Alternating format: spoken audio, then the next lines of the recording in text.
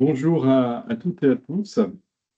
Nous sommes très heureux de vous accueillir sur ce webinaire co-organisé avec l'URPS Pharmacien Auvergne-Rhône-Alpes et le Centre régional d'antibiothérapie Auvergne-Rhône-Alpes, et qui a comme sujet la prise en charge de la cystite simple en officine, comment bien se lancer. Alors tout d'abord, ce webinaire sera enregistré. Vous avez la possibilité de poser vos questions tout au long des interventions et nous reprendrons, vous posez vos questions sur le chat et reprendrons donc vos questions à la fin, après les deux interventions qui vont venir. J'espère que vous nous entendez bien. J'ai l'impression que c'est bon, très bien, et que vous voyez bien l'écran partagé. Très bien. Eh bien, nous allons commencer tout de suite. Et je tiens d'abord à remercier l'URPS pharmacien Dr Kevin Phalippon et Dr Daniel Jean Rigaud, ainsi que pour le CRATB, le docteur Clément Theis et le docteur Philippe Lesprit. Nous allons commencer tout de suite par l'intervention des pharmaciens concernant ce webinaire prise en charge de la cystite simple en officine, comment bien se lancer. Eh bien, vous avez la parole, Daniel Jean Rigaud et Kevin Phalippon. Oui, bonjour à tous. Donc Daniel Rigaud, pharmacien élu pour l'Union régionale des professionnels de santé, département de la Savoie, donc installé depuis 25 ans à proximité de Chambéry.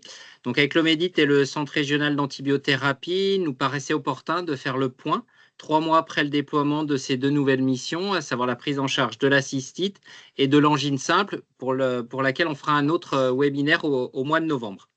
Donc un rapide historique. Donc c'est un urgentiste et député des Charentes, Thomas Meignier, qui est parti du constat que ces deux pathologies prenaient beaucoup de temps aux urgences, 600 000 passages par an rien que pour la seule cystite, et que si la médecine générale ne pouvait les prendre en charge dans certains secteurs, désertification médicale oblige, les pharmaciens, avec leur proximité et accessibilité, pouvaient assumer ces missions. Donc ces protocoles, puisqu'on aime bien parler de protocoles, pas de délivrance d'antibiotiques, ces protocoles ont été travaillés par des sociétés savantes comme la Société de pathologie infectieuse en langue française, validés par la Haute Autorité de santé, et des médecins généralistes ont assuré la relecture. Donc de la loi de 2021, on arrive à la lettre de cadrage de l'assurance maladie que tous les pharmaciens ont reçue en juin 2024, donnant toutes les clés pour se lancer. Donc, point important, la formation. Donc, si vous avez suivi une formation dans le cadre de votre exercice coordonné, MSP ou CPTS, elle reste valable. Sinon, il faut suivre une formation validée et validante. Et celles antérieures, malheureusement, au décret de juin qui fixait le cahier des charges, ce sont dans les arrêtés, ne sont pas reconnues. Donc ça, c'est important. Il y a une mise au point du Conseil de l'ordre. Il faut vraiment être bien vérifier ces différentes formations. Autre point important, la possibilité du prélèvement à domicile. Ça, c'était vraiment un gros point d'achoppement parce que même si on encourage des toilettes spécifiques pour les patients dans l'officine, ce n'est pas toujours possible, notamment en ville, et les prélèvements à domicile ou extérieur sont dorénavant réalisables.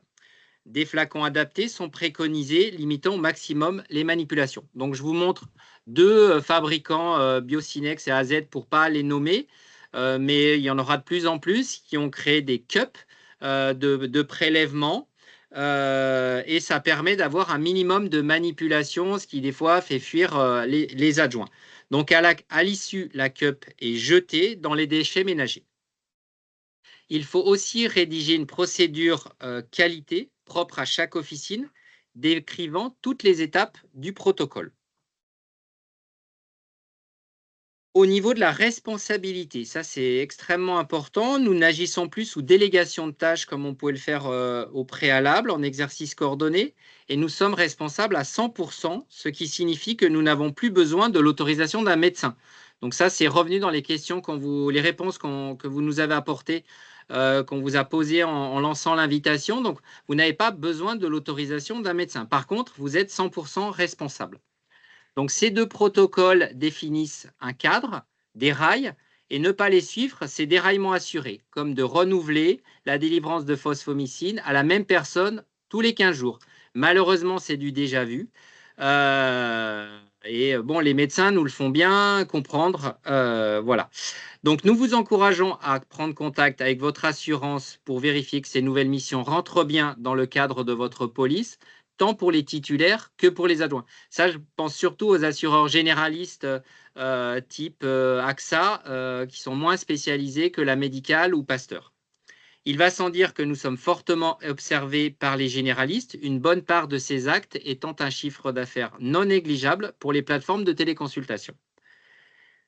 Donc, ayant démarré à l'été 2022 dans le cadre de la boîte à outils de François Braun, ministre de la Santé à l'époque et urgentiste, que ce soit Kevin ou moi, on a déjà réalisé quelques centaines de ces deux actes et on s'aperçoit que rien n'est moins simple que de prescrire ou non des antibiotiques.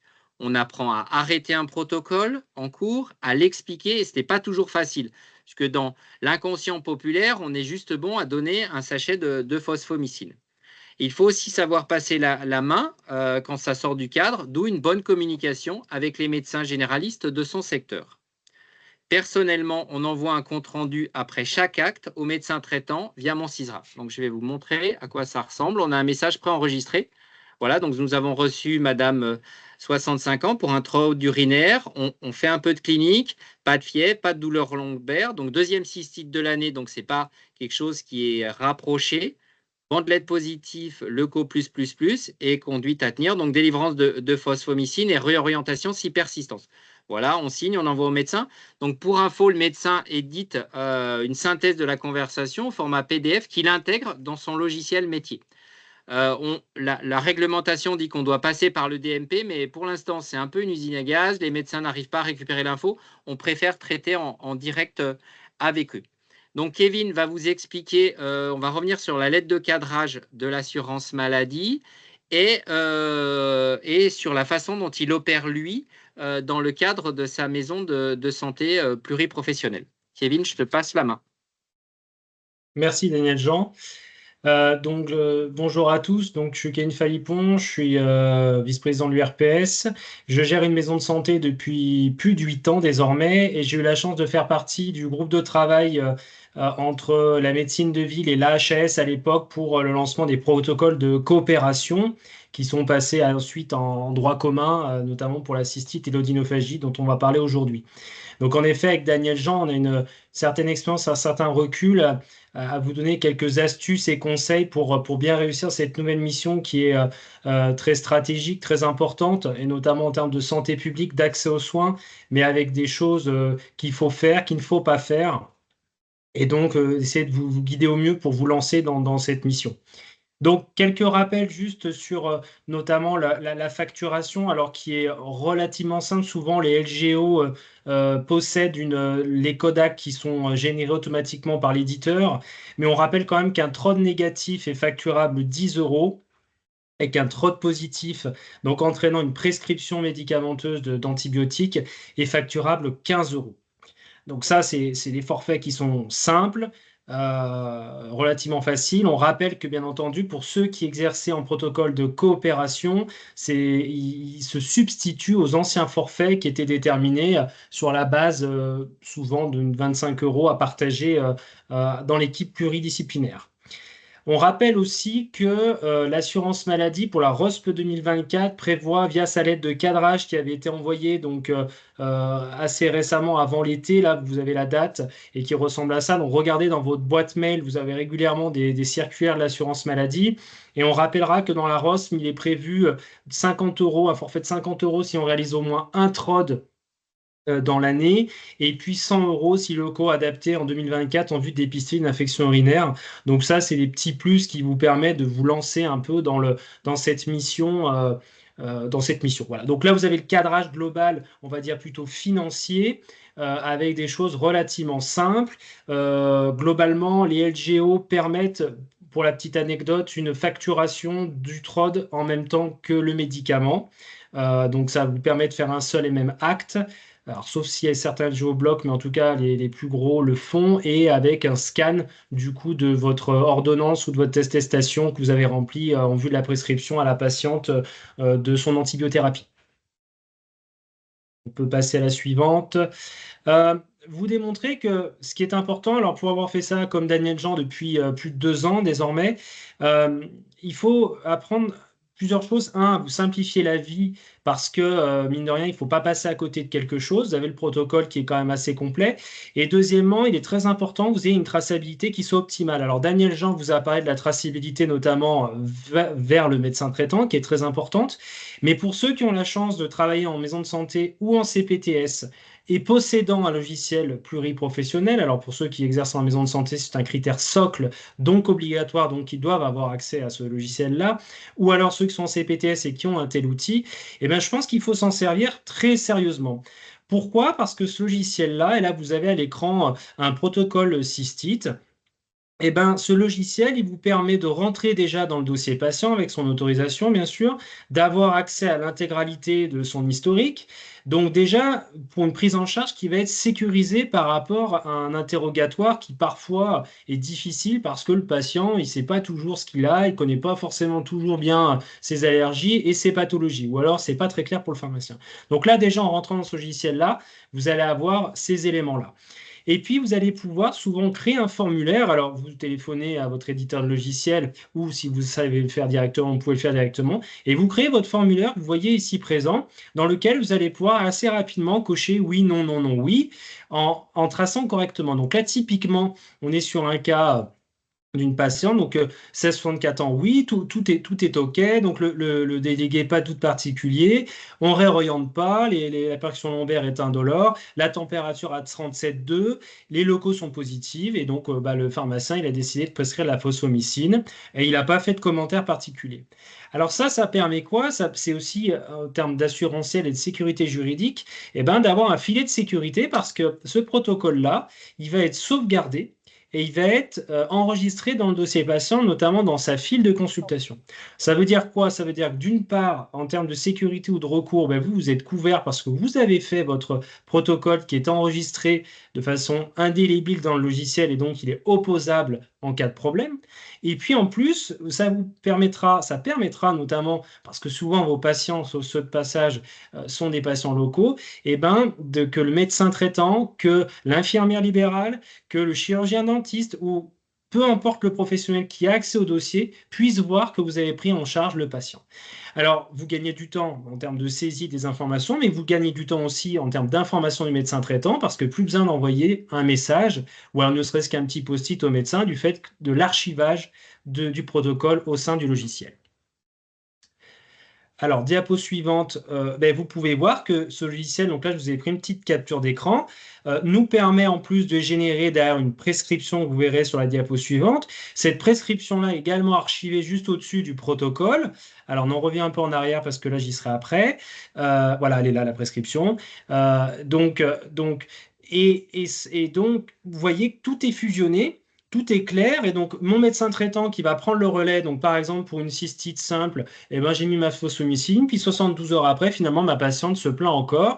Elle se présente à la pharmacie, elle n'a pas bien compris, mais on lui avait pourtant dit, non, mais là, c'est là où il faut être sérieux. Donc, il faut que vous voyez votre médecin parce que le protocole n'a pas fonctionné. Et ben, lors de la reconsultation, le médecin, il va voir que le pharmacien, il a mis une fosfomycine, il a fait son protocole pour prendre sa décision ou probablement prescrire un ECBU. Donc, vous vous rendez compte qu'en termes de traçabilité, c'est super, c'est parfait même.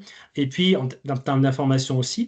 Et en termes de sécurité juridique, donc sur la diapo suivante, ça vous permet notamment d'avoir accès. Là, je vous ai pris un patient test, mais vous avez l'ensemble des informations, notamment les antécédents médicaux. Alors, bien sûr, là, on est dans une hypothèse d'exercice coordonné, mais aujourd'hui, c'est les choses qui se déploient, qui sont importantes. Et puis, si elles ne se déploient pas, il ne faut pas hésiter, vous, à être moteur là-dessus de lancer, de faire bouger les choses en CPTS, en maison de santé, de vous doter de tels outils qui sont importants. Ici, vous pouvez voir que j'ai quand même tous les antécédents médicaux du patient, ses allergies, par exemple amoxicilline, assez intéressant, et puis ses traitements au long cours. Donc là, on voit qu'on est vraiment dans une prise en charge qui est totalement sécurisée. Et avec une telle prise en charge, il devient difficile aussi de dire ah bah oui mais le pharmacien il va passer à côté de quelque chose parce que quand vous avez un tel niveau d'information sur le patient, globalement vous avez le même que le médecin, on n'est pas meilleur que les médecins, mais on ne va pas faire pire. Et vous êtes bien formé aussi pour pouvoir exclure d'emblée certains de vos patients parce que vous auriez détecté une immunodépression ou quelque chose d'excluant assez rapidement ou une allergie avec les antécédents médicaux. Enfin, dernière chose, là, ça vous montre un peu les... Donc moi, avec mon logiciel, de manière à sécuriser les choses et avec l'autorisation de la CPAM, nous avons créé un ordonnancier automatisé dans lequel on vient prescrire directement le produit à la patiente et signé et qui fait office à la fois d'ordonnance et de pièce justificative pour l'assurance maladie. Alors ça, c'est très pratique parce que vous voyez qu'en plus, on a une reprise de l'âge du patient, sa date de naissance, son identité, vous avez la date, le DFG dans notre maison de santé, il apparaît automatiquement sur les ordonnances. Alors ici, c'est un patient qui n'a pas de DFG renseigné au sein de sa biologie, mais dans le cas où vous avez un DFG qui est récent, il est renseigné automatiquement sur l'ordonnance et ici, le pharmacien a prescrit de la phosphomycine. Voilà, donc tout simplement, on prescrit littéralement, on réimprime l'ordonnance, elle est archivée et elle est donnée. Donc, vous avez là le trio un peu gagnant, c'est à la fois j'ai quelque chose de propre, je le remets au patient et il est archivé dans le dossier patient. Et en même temps, il fait office de pièce justificative pour l'assurance maladie. Donc, on est vraiment sur quelque chose de sécurisé, de bout en bout et de très bien tracé. Enfin, donc, pour résumer l'intervention, c'est la nouvelle mission, c'est responsabilité. C'est-à-dire que, comme vous disiez les gens, bon, on n'est pas les champions du monde, ça demande de la pratique, ça demande de l'expérience, et notamment par rapport parfois à trancher, parce que vous savez, c'est comme en vaccination, ce qui est difficile, c'est pas les cas faciles. C'est les cas qui sont toujours un peu litigieux ou à demi entre j'exclus, j'exclus pas. Donc l'expérience fait que vous allez arriver à prendre cette responsabilité en disant oui, je fais mon protocole, non, ce n'est pas raisonnable, je suis dans un critère d'exclusion et je vais le renvoyer. Et je le ferai d'autant mieux que je travaille avec mes collègues. Et ça, c'est hyper important de travailler avec ses collègues du coin parce que c'est très pratique d'avoir son copain médecin pas très loin. Moi, j'ai eu le cas hier avec une patiente qui avait sur l'odinophagie, une maladie d'Addison, donc assez particulière, donc immunodéprimée de par son traitement. J'étais quand même bien content de pouvoir prendre mon téléphone et d'appeler mon collègue pour lui dire je réalise un test, mais par contre, je ne mettrai pas sous antibiothérapie, peu importe. Et là, c'est un échange qui se fait et du coup, vous êtes rassuré. Et ça, c'est très, très important. La traçabilité renforcée pour parler au risque juridique. Aujourd'hui, vous savez très bien que le risque juridique, il est plein et entier et qu'il est important à prendre en compte. Et avec ce type de traçabilité ou avec votre LGO, il faut absolument que ça soit imparable et très bien tracé pour pouvoir faire face à ce type de problème. Et puis enfin, un support clair pour le patient. Donc, telle une ordonnance ou votre attestation, c'est une diminution des risques de mésusage ou de non-observance. Et c'est important, bien entendu, quand vous faites ça, de rappeler les conseils associés, à la fois sur le médicament et à la fois sur les conseils associés autres que médicamenteux pour une bonne prise en charge. Voilà un peu ce que je voulais vous dire avec l'expérience, mais tout ça pour dire que il faut vous lancer, c'est hyper valorisant. Les patientes, dans ce cas-là, parce que c'est des femmes, sont ravies. Le parcours de soins, il est très sécurisé. Bon, il faut quand même savoir que ça arrive depuis 10 ans au Québec, ce type de mission, mais il faut le faire très sérieusement, de façon rigoureuse. Et après, ça se passe bien et je vous encourage à aller vers ce type de mission et aller vers le pluripro en échangeant avec vos collègues de votre secteur. Merci Kevin. On va passer maintenant sur la deuxième partie, un peu sémiologie avec le CRATB. Donc, je vais leur passer la main.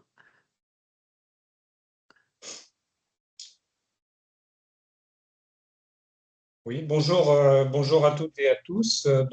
Moi, je suis le docteur L'Esprit, je suis infectiologue. Je travaille donc à Grenoble, au Centre régional en antibiothérapie. Et donc, je vais vous faire cette présentation en binôme avec mon collègue Clément Théis, qui est aussi infectiologue à l'hôpital de Clermont-Ferrand et qui est également membre du CRATB comme moi. Alors, nous allons vous parler de la cystite simple de la femme.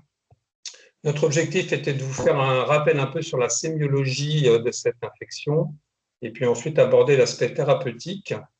Je veux bien la suivante, s'il te plaît, Clément. Alors, vous avez sûrement pris connaissance de ce décret qui est sorti au mois de juin, comme on vous l'a rappelé tout à l'heure, et qui précise de manière assez détaillée les modalités de délivrance des antibiotiques sans ordonnance. Donc, c'est ça qui est important. Après réalisation d'un test rapide de diagnostic de la cystite. Alors, cet arrêté est assez, vraiment très détaillé, assez compliqué. Ici, vous avez 2 organigrammes. Alors, celui de gauche, on ne parlera pas tellement de cet aspect-là aujourd'hui, qui est la possibilité de délivrer un antibiotique pour une cystite avec une ordonnance conditionnelle. Par contre, on va aborder la partie de droite, qui est le cas d'une femme qui se présente spontanément à l'officine avec des symptômes de cystite et que vous allez pouvoir prendre en charge avec des conditions qui sont bien détaillées. La suivante, s'il te plaît, Clément, merci. Donc, nous aborderons différents points. La première chose sur laquelle on va pas mal insister, qui sont les critères d'exclusion. On vous a dit tout à l'heure, il y en avait beaucoup. Et donc, nous allons voir ça un petit peu en détail. Nous aborderons ensuite, sur la diapo suivante, quelles sont les questions à poser à votre patiente pour vérifier qu'elle est bien éligible à cette prise en charge. On abordera un petit peu les signes de gravité qui vont vous faire mettre tout de suite un stop et vous inciter à ne pas continuer la prise en charge et adresser la patiente à son médecin traitant. Et puis, on finira par des informations complémentaires à communiquer à la patiente. En dehors des explications sur l'ordonnance, etc., il y a quelques conseils hygiéno-diététiques qui peuvent être associés à la prise en charge. Alors, la suivante. Donc, on parle aujourd'hui bien de la cystite. Alors, un petit rappel, sans trop vous embrouiller avec tout ça, sur la classification des infections urinaires. Ce qui est important de bien retenir, c'est qu'une infection urinaire se définit par la présence de signes cliniques, de signes fonctionnels d'infection, qu'ils soient locaux ou généraux. Et on va confirmer cette infection urinaire par un test biologique. Ici, ce sera la bandelette urinaire. C'est vraiment important de retenir ça, puisque vous savez certainement, notamment chez les femmes, mais pas uniquement, qu'un certain nombre de patientes ont une colonisation urinaire, c'est-à-dire qu'elles ont des bactéries dans leurs urines, une bactériurie, mais dans le cas de la colonisation, il s'agit d'une forme asymptomatique, donc il y a bien des bactéries, mais aucun symptôme. Et ce qui est important également de savoir, c'est qu'au cours de cette colonisation urinaire, vous pouvez également avoir une leucocyturie. Donc, dans ce cas de figure, votre patiente a une bandelette positive, mais pas de symptômes. C'est une colonisation urinaire. C'est une situation fréquente et qui ne doit absolument pas être traitée, sauf exception qui sont la grossesse ou une intervention sur les voies urinaires. Et c'est vraiment important de bien retenir ça. Une bandelette urinaire positive ne signifie pas qu'il y ait une infection. Il faut vraiment qu'il y ait des symptômes associés. Donc, différenciez bien la colonisation de la cystite avec les symptômes cliniques. La suivante. Autre élément, aujourd'hui, nous allons parler uniquement des cystites simples. Et donc, on ne parlera absolument pas des infections urinaires de l'homme, les infections urinaires masculines, qu'on appelle des infections urinaires à risque de complications. Donc, toute infection chez l'homme ne doit pas rentrer dans la prise en charge dont on parle aujourd'hui. Et puis, il faut également savoir éliminer les infections parenchymateuses, la pyélonéphrite par exemple. Et donc, nous allons vous parler un petit peu de la sémiologie de la cystite juste après. Autre élément également, et Jean-Daniel Rigaud en a parlé tout à l'heure, la prise en charge de la cystite simple en officine concerne des patients qui n'ont pas de cystite récidivante, donc ça c'est important. Donc fièvre, pyélonéphrite, infection urinaire masculine, cystite récidivante ne rentrent pas dans la prise en charge dont on parle aujourd'hui. Voilà, la suivante, et je vais passer la parole à Clément qui va continuer cette présentation. À toi Clément. Bonjour à tous. Donc voilà, on va entrer dans le détail de la cystite, des signes qui doivent la faire rechercher. Donc la cystite, déjà, qu'est-ce que c'est? Donc c'est une infection urinaire basse. C'est une infection, une inflammation de la paroi vésicale causée par une bactérie qui est caractérisée par la présence de signes fonctionnels urinaires. C'est des choses qui sont assez importantes à bien cerner, puisqu'on sait qu'en médecine, on est amené parfois à avoir des prescriptions de bandelette urinaire ou de CBU pour des choses qui ne sont pas des signes fonctionnels urinaires. Par exemple, les urines foncées ou malodorantes, ça reste un petit peu, encore aujourd'hui, des situations inappropriées de prescription d'examen urinaire. Donc voilà, c'est important de partir de la base et de bien comprendre ce que c'est qu'un signe fonctionnel urinaire, qui définit la cystite, pour être sûr qu'on soit dans le bon cadre. Donc, les 3 signes fonctionnels urinaires piliers, enfin, ou caractéristiques de la cystite sont la pollakiurie, donc c'est le besoin d'uriner fréquemment pour des petites quantités, les brûlures mictionnelles, donc voilà, ça pique, et des mictions impérieuses, donc la difficulté à retenir ces urines. La question du sang dans les urines, de l'hématurie, elle est fréquente. C'est la première cause en France de sang dans les urines. Ce n'est pas un critère de gravité. Donc, ce n'est pas un stop pour vous dans la réalisation de votre examen. Par contre, chez la femme, il peut être assez difficile des fois de différencier un saignement d'origine urinaire d'un saignement d'origine gynécologique. Il ne sera pas du tout la même prise en charge. Donc, voilà, si vous avez ce type de symptômes-là et que l'origine n'est pas très claire, eh ben, il faudra un examen médical pour approfondir le truc. Et je pense que c'est difficile en officine de faire la part des choses.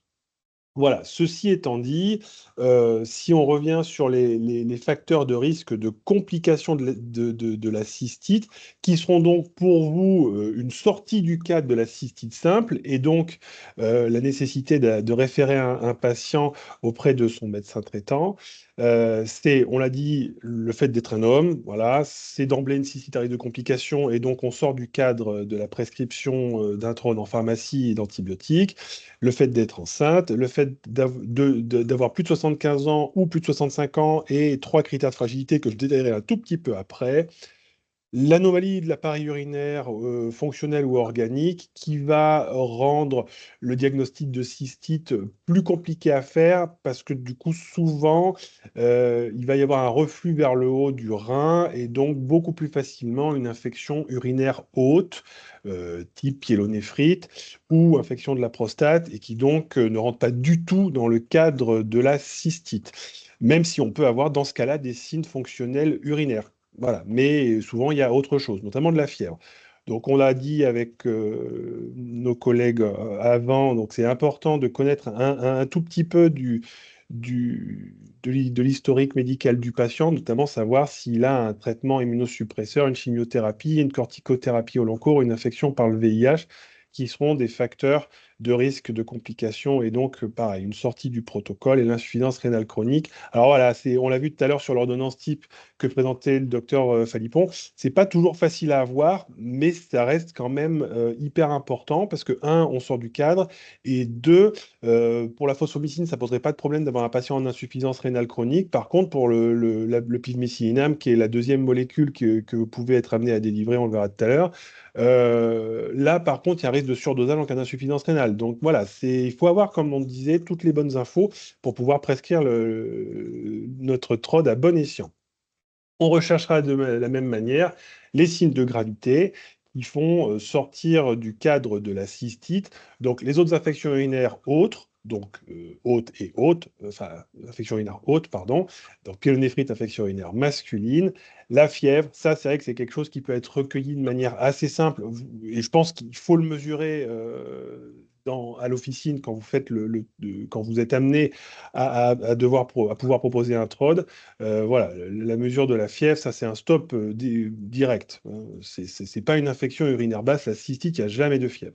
De la même manière, la cystite, c'est une infection de la vessie qui est peu grave. C'est pas un organe qui va amener des signes de gravité, notamment une tachycardie, une chute de la pression artérielle ou une fréquence respiratoire qui va s'augmenter. Donc ces signes-là vont orienter vers une autre pathologie. Et donc là, il faut absolument un examen médical et rapide.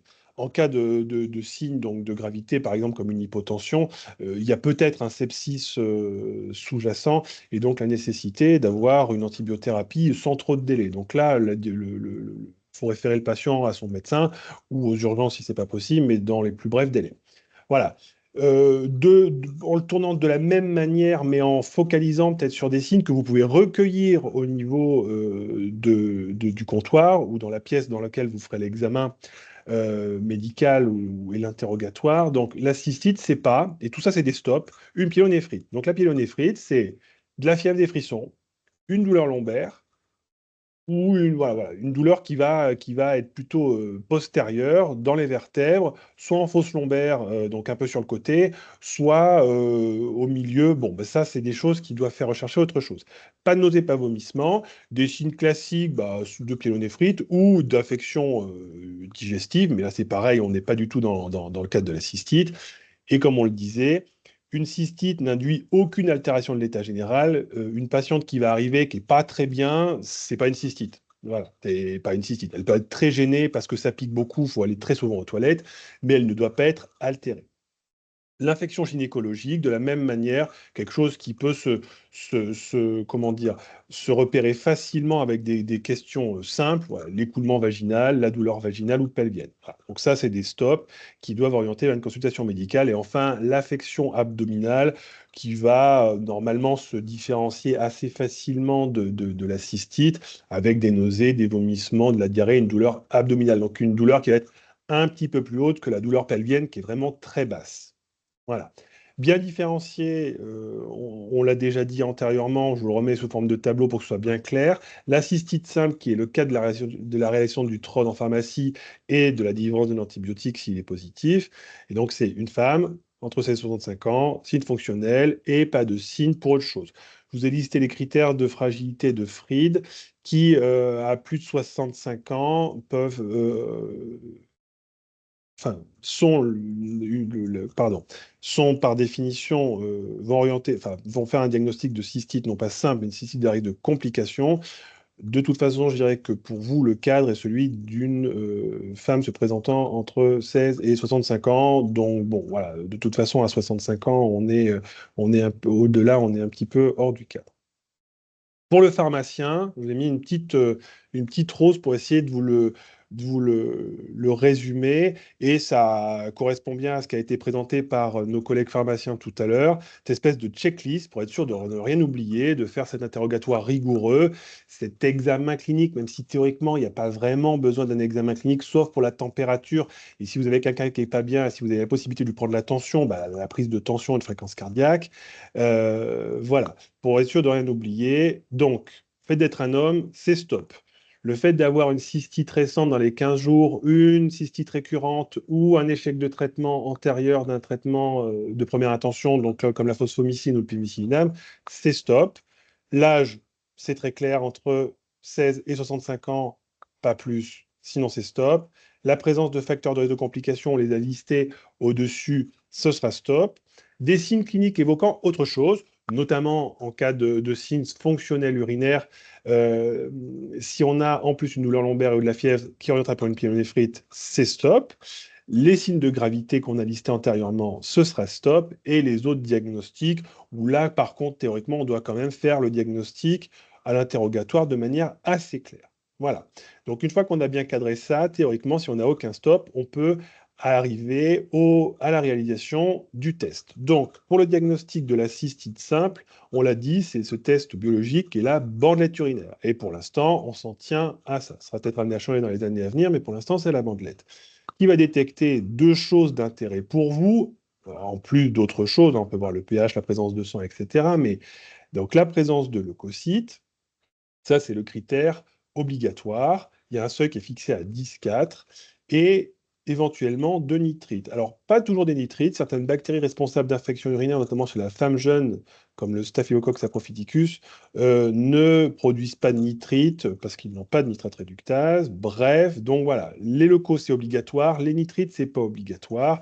Et il faut savoir que la valeur prédictive négative, donc le risque, enfin, la probabilité, en faisant le test, s'il est négatif, qu'il n'y ait pas de cystite, donc c'est ce qu'on cherche, hein, il est plus de 95%, donc c'est plutôt excellent à moduler à ceci près que c'est en l'absence d'immunodépression. Donc c'est sûr que les gens qui n'ont pas de globules blancs dans le sang, ils n'en auront pas plus dans les urines. Donc voilà, il peut y avoir des infections urinaires chez les patients immunodéprimés pour lesquels le leucocyte peut manquer, mais là, de toute façon, immunodéprimé, on sort complètement du cadre et c'est quelqu'un qui doit être référé à son médecin traitant. Et avant de passer la parole à Philippe, qui vous détaillera les choix d'antibiotiques que l'on peut proposer en pharmacie suite à un TROD, il est important de connaître la prévalence de la résistance, puisque là, on est d'accord, on va proposer un traitement probabiliste, il n'y a pas de CBU, d'examen cytobactériologique des urines qui va être réalisé, donc la bactérie ne sera pas identifiée. On a un test urinaire qui est positif, la patiente a des symptômes de cystite, donc on a probablement une bactérie responsable de cystite, mais elle ne sera pas identifiée, on n'aura pas d'antibiogramme, donc dans ce cas-là, l'idée est de choisir un antibiotique pour lequel il y a peu de résistance en population générale. Vous voyez que les deux antibiotiques que Philippe va vous détailler sont phosphomycine trométamol en sachet, moins de 5% de résistance en population générale, donc on est bien dans ce que l'on cherche, quelque chose qui aura de bonnes chances de marcher, et en deuxième intention, le pivmécilinam, qui a de la même manière assez peu de résistance en communautaire, donc voilà, pour lequel on a de bonnes chances de pouvoir, avec lequel on a de bonnes chances de pouvoir guérir notre patiente. Et je te repasse la parole, Philippe. Merci Clément. Donc on va aborder la dernière partie qui est le traitement. Vous allez voir que c'est relativement simple puisqu'il y a finalement 2 antibiotiques à connaître. Alors, un petit point rapide sur les critères à prendre en compte pour le choix de l'antibiotique.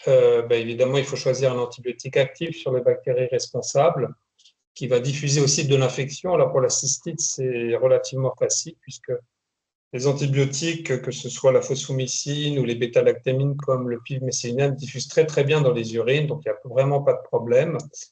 Et donc on va prendre des antibiotiques dont on sait, puisqu'on a une bandelette urinaire positive, on n'a pas l'antibiogramme. On va choisir des antibiotiques dont le risque d'antibiorésistance est inférieur à 20%. Donc Clément vous l'a dit tout à l'heure, la phosphomycine, à l'heure actuelle, il y a très peu de résistance des bactéries responsables d'infection urinaire à la phosphomycine. Il y a un peu plus de résistance pour le pivmécinam, mais ça reste bien en dessous du seuil qu'on admet qui est moins de 20%. Les autres éléments à prendre en compte, c'est la tolérance du traitement. C'est sûr que la cystite simple, c'est une infection bénigne, qui peut guérir d'ailleurs spontanément dans la moitié des cas. Donc, on va privilégier des antibiotiques dont le seuil de toxicité est très faible. Là aussi, ça tombe bien, puisque la phosphomycine, qui est vraiment le traitement de première intention, est un antibiotique qui est globalement très bien toléré. Les autres éléments intéressants à prendre en compte, on va utiliser des antibiotiques qui impactent peu sur le microbiote digestif. Vous savez que les colibacilles responsables d'infection urinaire de cystite viennent principalement du tube digestif, et donc on va utiliser des antibiotiques qui impactent peu la résistance. Et là aussi, sont classés comme antibiotiques à faible impact la phosphomycine, le pivmécilinam, également la furadentine. Voilà les critères de choix. Je fais bien la suivante. En pratique, vous avez donc vu votre patiente, vous avez éliminé tous les critères d'exclusion qui vous auront été détaillés, vous avez mené l'interrogatoire comme il faut, vous avez une bandelette positive. Premier élément à vérifier, c'est l'absence d'allergie potentielle. Et ensuite, vous pouvez enchaîner sur le traitement. Donc, en première intention, on va privilégier la phosphomycine trométamol au pivmécilinam, d'abord parce que le taux de résistance est plus faible, deuxièmement surtout parce que c'est un traitement minute en prise unique, et donc bien plus simple à prendre pour la patiente. S'il y a une allergie à la phosphomycine, ce qui est quand même assez exceptionnel, ou une contre-indication ou une intolérance antérieure, à ce moment-là, vous pouvez utiliser le pivmécilinam, à la posologie indiquée ici de 400 mg matin et soir pour une durée de 3 jours. Alors l'élément important, et ça vous a déjà été dit lors des interventions précédentes, c'est que en cas d'échec clinique, c'est-à-dire persistance des signes de cystite sans aucune amélioration après 3 jours, à ce moment-là, il faut passer la main et adresser la patiente au médecin qui s'occupe de la patiente. Alors, quelques éléments sur les 2 antibiotiques qu'on utilise. La phosphomycine, son spectre est vraiment satisfaisant pour le traitement des cystites, avec une activité notamment sur Escherichia coli. Alors, il y a une bactérie qui n'est pas sensible à la phosphomycine, qui est le Staphylococcus saprophyticus. Donc, Clément vous en a parlé un petit peu tout à l'heure. Donc, ça n'est pas actif, mais le Staphylococcus saprophyticus, c'est vraiment pas la bactérie responsable des cystites en première ligne. Donc, c'est pas vraiment un problème. Contre-indication de la phosphomycine, vraiment, il n'y en a pas beaucoup, à part l'hypersensibilité à la substance active. Les effets secondaires, ils sont quand même pas fréquents. Les effets indésirables sont principalement d'origine digestive. Voilà, donc la posologie, c'est 3 grammes, c'est en prise unique, et c'est mieux de le prendre à jeun pour une meilleure absorption. Pour le pivmécilinam, donc le deuxième antibiotique de deuxième intention, si vous ne pouvez pas utiliser la phosphomycine, Donc, vous vous rappelez que c'est une pénicilline. Ça, c'est un élément important pour les contre-indications. Son spectre, il est satisfaisant. Il couvre globalement l'ensemble des entérobactéries, notamment Escherichia coli. La contre-indication, c'est l'hypersensibilité, donc l'allergie à la pénicilline. Et quant aux effets secondaires, ils sont un peu plus fréquents, on va dire peut-être que la fosfomycine, avec des réactions allergiques, des troubles digestifs, et puis un petit élément particulier qui est la possibilité, mais qui est rare, d'ulcération œsophagienne. Autrement dit, le médicament doit être pris pendant le repas, à la posologie de 400 mg matin et soir pendant 3 jours. Voilà. En pratique, je vous ai mis sur cette plaque 2 documents que je trouve très intéressants qui viennent du CRATB Île-de-France, que vous pouvez télécharger sur leur site et qui vous récapitulent de manière très synthétique tout ce qu'on a dit pendant ces interventions, et notamment à droite, la prise en charge résumée et sans oublier les conseils hygiéno-diététiques qui doivent être donnés à la patiente, notamment le fait de bien s'hydrater, de ne pas se retenir pendant les mictions, d'éviter les spermicides, etc., etc. Donc, c'est des affiches que vous pouvez télécharger qui nous semblaient utiles de vous montrer car elles résument vraiment bien toute la prise en charge qu'on a détaillée jusqu'à présent. Voilà, bah écoutez, je pense que Clément et moi, nous vous remercions. Nous remercions l'URPS et l'OMEDI de nous avoir invités à ce webinaire et puis nous serons bien entendu disponibles pour essayer de répondre à vos questions. Merci. Eh bien, merci à tous les quatre, à Philippe L'Esprit et à Clément Pace pour ce cadrage effectivement sémiologique des cystites, et puis également à Kevin Phalippon et à Daniel Jean Rigaud pour justement le rappel en fait concernant l'encadrement de ces nouvelles missions et puis les outils qui sont à disposition des pharmaciens d'officine pour réaliser en toute sécurité, ça a été bien précisé, en toute sécurité, cette nouvelle mission qui vous est conférée. Alors, vous avez la possibilité de poser des questions dans le chat. On a déjà 3 ou 4 questions. Alors, on va commencer d'emblée sur il y a 3 questions, je crois, sur les bandelettes urinaires. Alors, déjà, sur la pratique de l'utilisation de ce test diagnostic, faut-il obligatoirement un délai de 4 heures sans uriner pour faire la bandelette? Qui prend en charge la question? Alors non, il n'y a pas forcément ce délai-là. C'est vrai que là, on n'en a pas parlé, mais la réalisation du recueil urinaire pour une infection urinaire de la vessie, c'est différent, par exemple, quand on cherche une infection de l'urètre, dans le cadre, par exemple, d'une infection sexuellement transmissible. Donc, c'est vrai que la nécessité d'un recueil correct avec une urine de milieu de jet, c'est bien. Par contre, il n'est pas nécessaire de se retenir d'uriner pour faire la bandelette. Je ne pense pas que ça apporte grand-chose. Et puis, ça peut être un peu compliqué. Ouais, je vais compléter Clément, juste comme ça, mais c'est histoire de faire un trait d'humour. Je vois que tous les intervenants sont des hommes et donc on parle de la cystite de la femme. Ça, c'est assez amusant, mais n'ayant pas l'expérience personnelle de la cystite féminine, mais sachant un petit peu ce qui se passe autour de moi, je pense que dire à une femme qui a une cystite et qui a mal et qui a des brûlures de se retenir, ça ne me paraît pas judicieux. Je pense que franchement, il ne faut pas vous compliquer la vie. La patiente arrive, vous faites la bandelette dès que vous pouvez et lui demander de se retenir plus, c'est quand même pas très humain. Donc, je pense qu'il faut vraiment avoir une prise en charge la plus simple possible. De toute façon, s'il y a des bactéries dans l'urine, lorsque vous la détecterez par la bandelette, il n'y a pas de problème. Voilà. Ok, merci. Alors, toujours sur le sujet des bandelettes, Clément, bonjour, s'il n'y a que des nitrites qui sont positives sur la bandelette, qu'est-ce qu'on fait? Alors, voilà, il faut des leucocytes. Donc, s'il n'y a que des nitrites, c'est un TROD qui est négatif. Donc voilà, ça ne rentrera pas on ne peut pas porter le diagnostic de cystite simple s'il manque les leucocytes.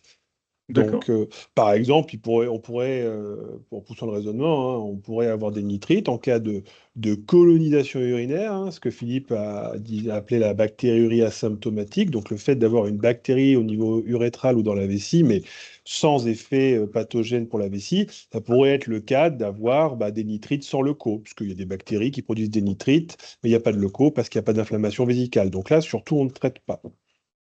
D'accord, très bien, c'est clair. Concernant la facturation de ces bandelettes, est-ce qu'on peut facturer une bandelette même s'il y a des critères d'exclusion et qu'on ne fait pas de prescription derrière? Alors, Juste pour, donc, oui, juste pour répondre à cette question, en fait, ces deux missions ne sont pas obligatoires. On peut faire le choix de ne pas réaliser ces missions, de ne pas être prescripteur d'antibiotiques. Donc là, je vous partage l'écran. C'est une autre lettre de cadrage qui date du mois de décembre 2023 où vous pouvez vous arrêter à la seule réalisation d'une bandelette urinaire. Néanmoins, les critères d'exclusion existent toujours, comme vous pouvez le voir. La fièvre, d'autres symptômes suggérant une pyélonéphrite, et les critères d'exclusion, le sexe masculin, l'âge inférieur à 16 à 65 ans. Donc en fait, on peut faire des bandelettes urinaires, mais toujours en respectant ces critères d'exclusion. Donc en fait, on ne peut pas faire de la bandelette pour de la bandelette. On a un questionnaire préalable qu'on prescrive ou pas des antibiotiques. très bien. Voilà, donc Autre vous question. retrouvez le cadrage dans vos mails, hein, elle est en date du 8 décembre 2023. Moi, je trouve que bon, c'est un peu s'arrêter au milieu du gué. Donc, c'est pour ça qu'on a réclamé cette prescription d'antibiotiques dans le droit commun et que les pharmaciens l'ont obtenu parce que on crée de la frustration plus qu'autre chose. Mais ça existe. Très bien, merci Daniel Jean. Une autre question, on reste toujours sur l'aspect diagnostic, puis on passera après sur les questions plus sur la prise en charge des patients et la thérapeutique. Qu'est-ce qu'on fait du flacon d'urine, du prélèvement? Est-ce qu'il y a un circuit particulier en officine? Non, non, Comment non, vous, non, non, comment vous êtes organisé? c'est ce que j'ai expliqué, hein, ça fait partie des déchets ménagers. Alors, ceux qui sont dans une démarche de développement durable peuvent vider l'urine, mettre le plastique dans un bac de tri prévu à cet effet. Là, bon, c'est poussé très loin. Ce qui revient, c'est que souvent les pharmaciens adjoints ne sont pas tellement enclins à manipuler des urines, hein, voilà, donc c'est pour ça qu'on vous a montré ces deux cups de recueil qui sont. On ne réouvre pas, il y a un petit trou prévu pour les bandelettes urinaires. C'est super hygiénique et on met des gants, mais plus par. Voilà. Normalement, il n'y a pas d'urine qui est touchée. Donc, pensez à vos adjoints si vous voulez proposer cette mission, qu'elle soit le plus safe possible. Ce n'est pas notre cœur de métier, on n'est pas biologiste, on n'est pas médecin. Donc voilà, pour répondre à cette question, ça fait partie des déchets ménagers. Ça ne part pas dans les dasseries. Ouais, si je peux apporter une petite précision, voilà, ça part pas dans les dasseries. Pourquoi? Parce que c'est un déchet de soins qui est non contaminant, hein. Même un patient qui aurait le VIH, l'hépatite C, ce n'est pas quelque chose qui permettra de véhiculer ce type de pathologie. Voilà, donc une hygiène des mains après manipulation du flacon, alors effectivement, avec des gants, pourquoi pas, mais ce n'est pas quelque chose de contaminant, quoi. Donc à l'hôpital, ça se jette également dans les déchets de soins courants, ça ne va pas dans les dasseries, je vous rassure, c'est tout à fait raccord avec ce que vous pouvez faire en officine. Donc, je réponds juste à la question, à la petite remarque là. Ce n'est pas sale les urines. Bien sûr, les urines sont stériles, sauf affection urinaire, mais c'est plus pour faire passer entre guillemets la pilule, si vous me permettez cette expression. Il faut, on a un certain nombre de retours où les patientes font le prélèvement urinaire dans les toilettes destinées au personnel. Enfin, il y a quand même un certain nombre de problèmes, ce qui peuvent paraître légers, mais pas tant que ça. Donc, c'est pour ça aussi qu'il a été réclamé de pouvoir faire le prélèvement à l'extérieur de l'officine. Voilà, c'est pas la peine de se compliquer la vie, de le proposer dans les meilleures dispositions possibles.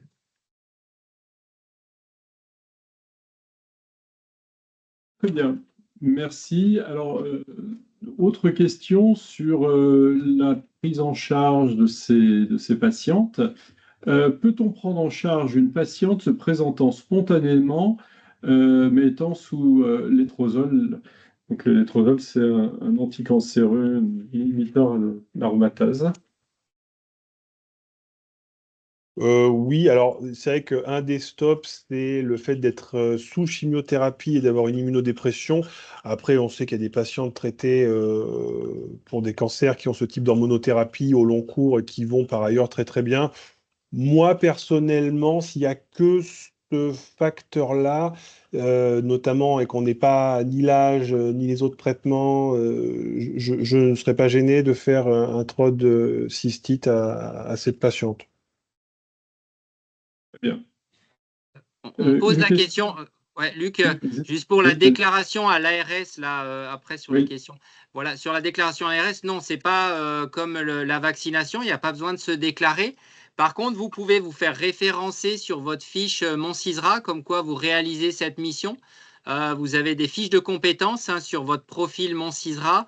Donc, vous pouvez indiquer que, mais comme d'autres missions, que vous pratiquez le protocole cystite et angine à l'officine. Voilà.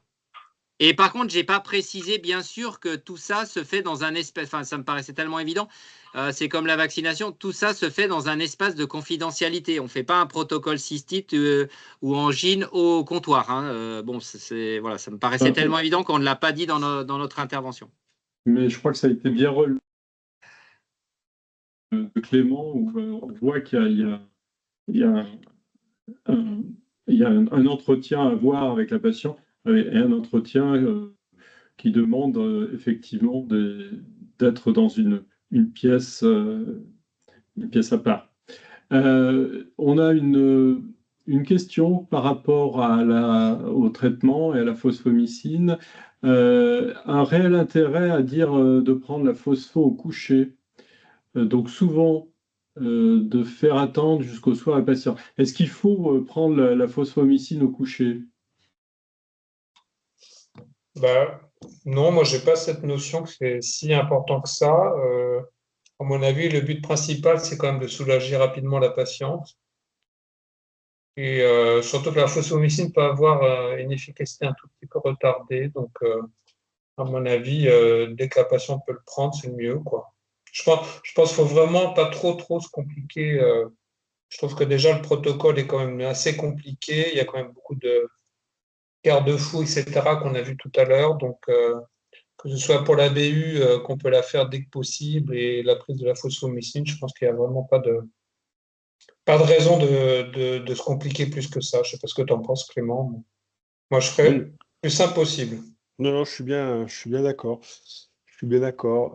J'ai pas cette notion-là qu'il faille prendre à tout prix au coucher. Puis c'est pareil. C'est par exemple si la patiente fait son troll le matin, qu'elle est très gênée, parce que c'est souvent le cas, hein, lui dire d'attendre le soir pour prendre son traitement, je suis pas sûr que ce soit justifié.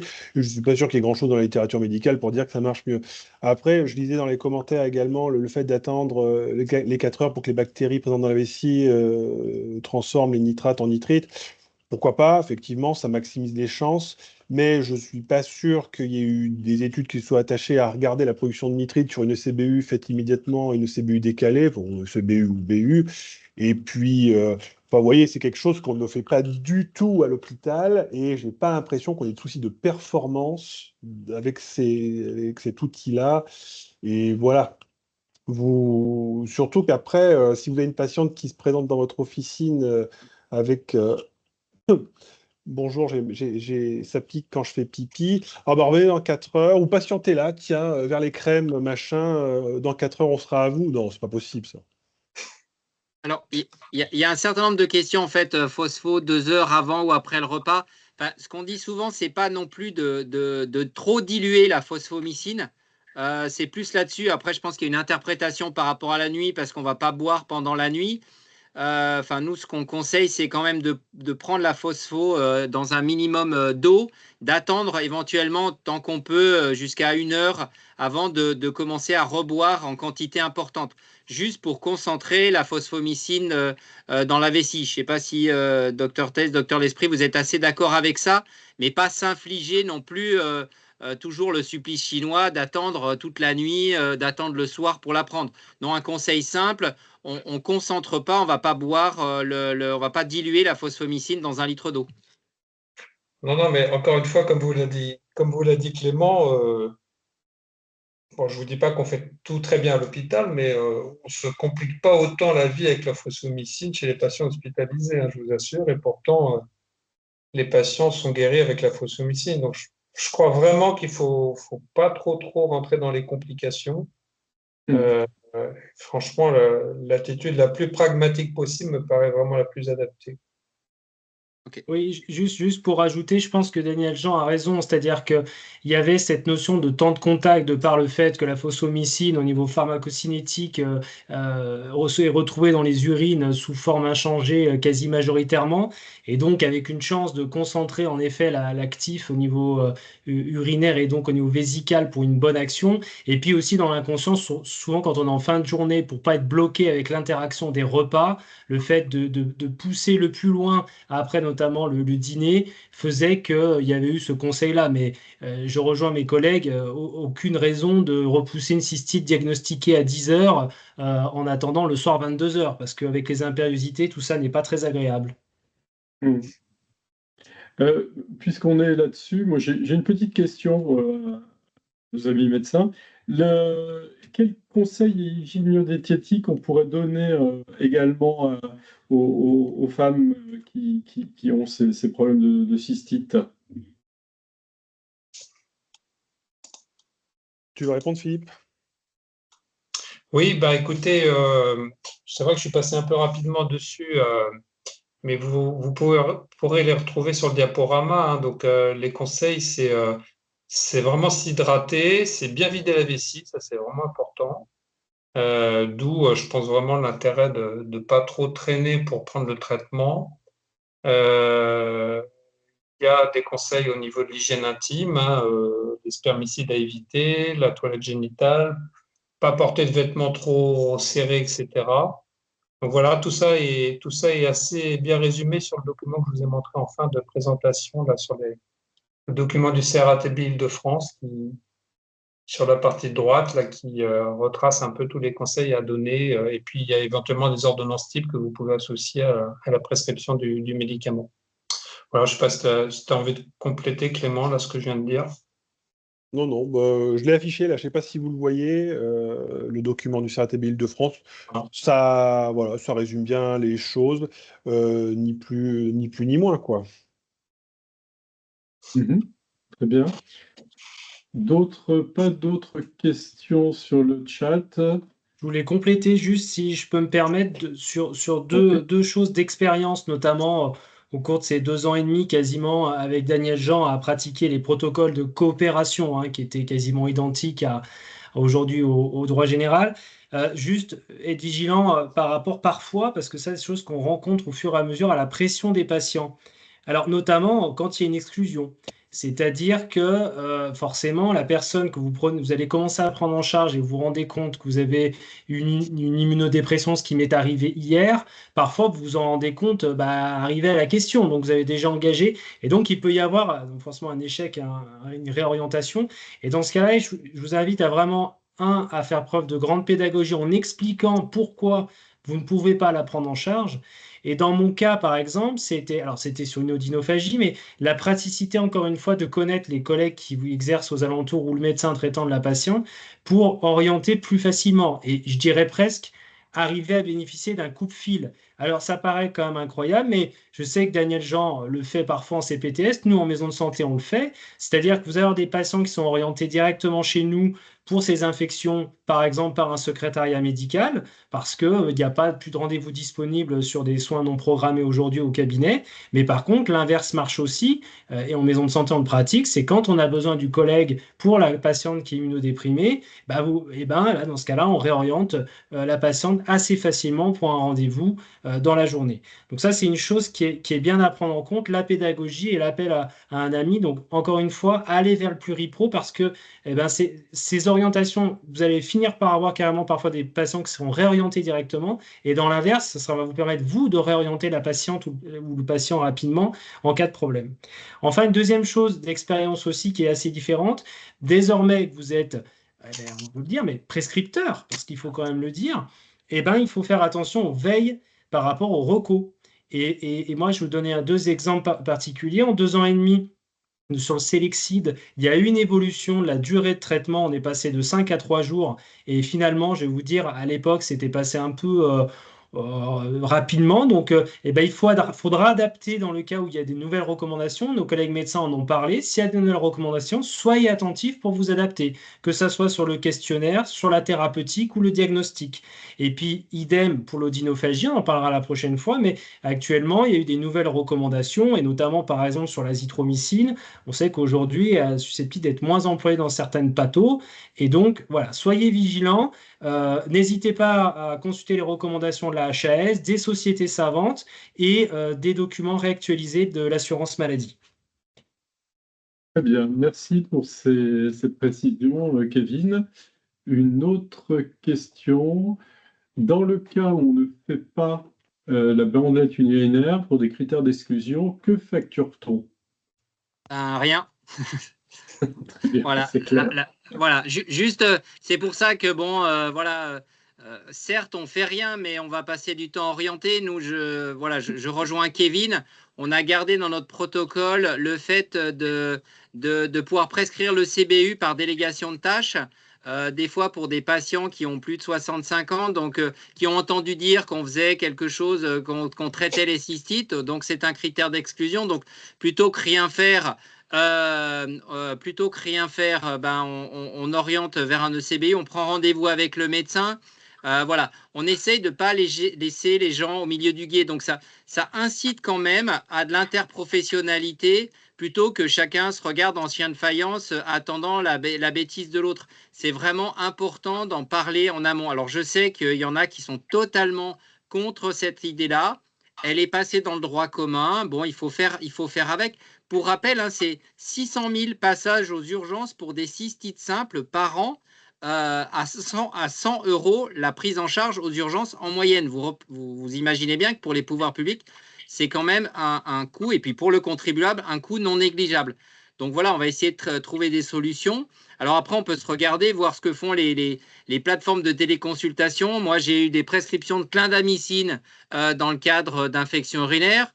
Donc, ce qui a décidé mon médecin généraliste du coin à nous donner la délégation de tâches parce qu'au pire, on ne sera pas pire. Voilà, donc ça s'est fait comme ça. Donc, il faut vraiment travailler. Les nouvelles recos, elles sont éditées chaque année. Et bien sûr qu'on a des lettres de maladie qui vont repréciser ces nouvelles recommandations, comme pour le Selexide où on a diminué la durée de traitement. N'hésitez pas, pour ceux qui sont encore présents, nous mettre un petit pouce. Voilà, on demande un petit sondage si ça vous a été utile. On va recommencer le 2 novembre pour l'angine, qui est un autre sujet important. On prend les mêmes, on recommence. Donc voilà, merci à vous. Et n'hésitez pas, même des remarques négatives, si vous n'avez pas trouvé ce que vous cherchiez pendant ce webinaire. N'hésitez pas. Ouais, il y avait une question sur où est-ce qu'on trouve les nouvelles recommandations. Alors, en fait, on peut s'abonner en fait aux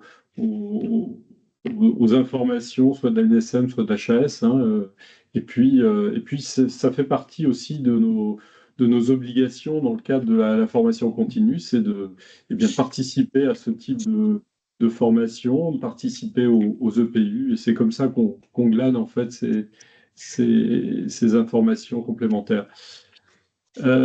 Peut-être avant, il nous reste encore quelques minutes. Il n'y a pas d'autres questions. Moi, j'avais une question concernant les femmes allaitantes. Ça ne fait pas elles ne font pas partie des critères d'exclusion hein, de ces prises en charge dans ces nouvelles missions. Quid de la fosfomycine et du pivumucilinam par rapport à l'allaitement et le passage donc dans le lait maternel. Ok, mais là je veux bien répondre. Pour la fosfomycine, il y a 0 problème. Et si vous allez voir sur le site du CRAD, d'ailleurs, c'est bien mentionné. Donc, aucun souci avec l'utilisation de la phosphomycine chez la femme allaitante. Pour le pivméthylinam, les bêta-lactamines passent un tout petit peu dans le lait maternel. Mais là aussi, le CRAD dit qu'il n'y a pas de contre-indication à utiliser le pivméthylinam chez une femme allaitante, sous réserve que le nouveau-né ne soit pas allergique aux bêta-lactamines. Donc pour la phospho, pas de problème. Pour le pivméthylinam, il faut juste vérifier que le bébé n'est pas allergique à la pénicilline, mais enfin, il y a quand même assez peu de chances qu'il soit déjà allergique. Donc sur les deux antibiotiques, il n'y a pas de souci particulier. Quand même conseiller peut-être de réaliser la prise à distance de l'allaitement. Pour le méthylinam, oui. Pour la phosphomycine, ça ne passe pas dans le lait maternel. Donc, je pense que c'est pas de problème. En complément, pour les sources d'information, si je peux avoir 2 secondes pour faire de la pub. Philippe, je te mets juste la fiche du CRAT là. Après, je l'enlève vite. Vous l'avez en pratique. Au vu des données disponibles sur la phosphomycine et l'allaitement, son utilisation est possible chez la femme qui allaite. Voilà, donc vous l'avez là, hein, le site du CRAT, c'est quand même quelque chose qu'on doit avoir assez facilement au comptoir. C'est bien référencé et voilà, je vous la présente rapidement et ça donne des réponses très rapides et très pratiques. Oui, absolument. Oui, donc je disais pour les informations, si je peux faire un tout petit peu de pub sur notre site internet, cratb-aura.fr. On met en ligne régulièrement toutes les actualités sur les antibiotiques. Donc, si vous ne connaissez pas le site, vous pouvez y accéder et aller voir. On affiche régulièrement toutes les actualités qui nous semblent intéressantes. Voilà. Parfait. Eh bien, sauf erreur de ma part, il n'y a pas d'autres questions. Donc, on va clore ce webinaire, d'abord en remerciant les intervenants pour leur présentation très, très claire. Vous avez aussi la possibilité, donc, comme ça vous a été dit, de répondre aux questionnaires que l'on vous a mis dans le chat.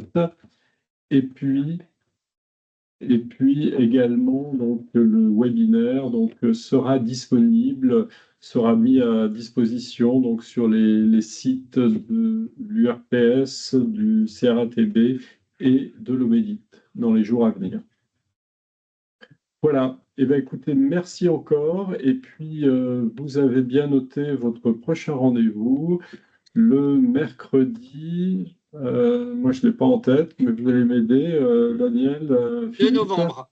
2 novembre. Le 2 novembre. Eh bien, on se retrouve donc dans un mois pour. Attends, non, pardon, le 7 novembre, excusez-moi. Jeudi, le 7 novembre. Donc, voilà, le jeudi, pardon. Bien. Dans un mois, 7 une semaine. novembre. Très bien. Dans un mois et le 7 novembre, pour le sujet sera les angines. Encore merci, bonne journée et donc à très bientôt. Bonne journée. Merci, bonne journée. Au revoir. Au revoir. Au revoir.